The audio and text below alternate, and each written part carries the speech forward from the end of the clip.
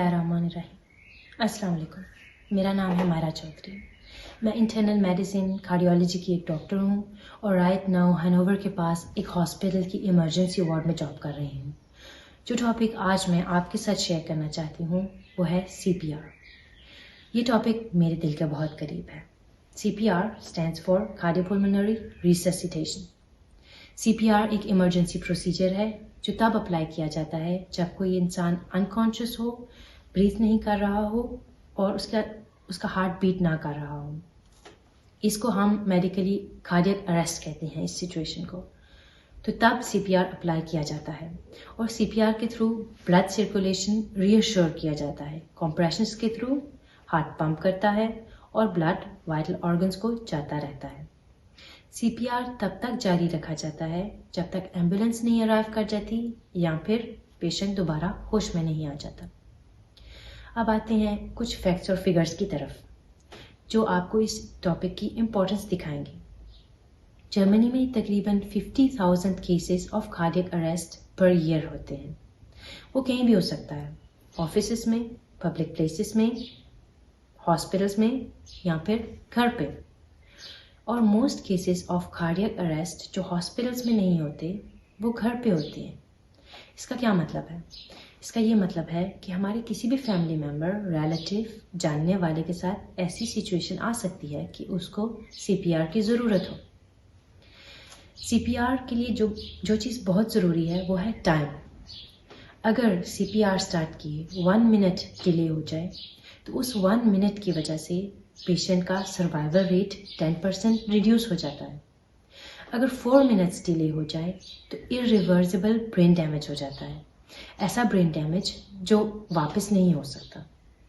और अगर CPR फौरन स्टार्ट कर दी जाए तो पेशेंट का survival rate 2 to 3 times as much होता है। तो CPR इमीडिएटली स्टार्ट करनी चाहिए। अब हम आते हैं CPR की टेक्निक की तरफ। CPR की टेक्निक सीखने के लिए आप एक चीज़ जहन में रखें, वो है डॉक्टर्स ABCD।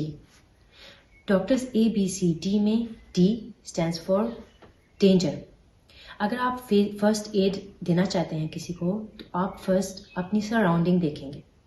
अगर फॉर एग्जांपल कहीं पे आग लगी हुई है या फिर मोटरवे पे बहुत ज़्यादा ट्रैफिक है तो आप ब्लाइंडली वहाँ नहीं जा सकते, आपने अपनी सेफ्टी भी देखनी है। फिर R स्टैंड्स फॉर रिस्पॉन्स। अगर आप उस पेशेंट के पास आ गए हो तो आप उसकी रिस्पॉन्स चेक करोगे। शोल्डर से शेक करके बंदा पूछ सकता है आर यू ओके, आप ठीक हो। अगर कोई रिस्पॉन्स नहीं आ रहा तो फिर S शाउट फॉर हेल्प। आप कोशिश करो कि कोई बंदा और आ जाए जो आपकी फर्स्ट एड देने में हेल्प करे। A stands for airway. फिर आप उसका पेशेंट का हेड टिल्ट करो ताकि एयरवे ओपन हो और फिर आप ब्रेथ चेक कर सकते हो, उसकी ब्रीथिंग चेक कर सकते हो कि क्या पेशेंट ब्रीथ कर रहा है या नहीं। उसके लिए आप ईयर को पेशेंट के साथ लगाओ तो आप फील कर सकते हो कि कोई सांस की फीलिंग आ रही है या नहीं। आप सुन सकते हो कि क्या आवाज़ आ रही है सांस की नहीं या नहीं। और फिर आप चेस्ट मूवमेंट्स भी देख सकते हो कि चेस्ट मूव कर रहा है या नहीं कर रहा। और अगर वो नहीं कर रहा और अगर पेशेंट ब्रीथ नहीं कर रहा तो फिर हम C की तरफ आते हैं, CPR।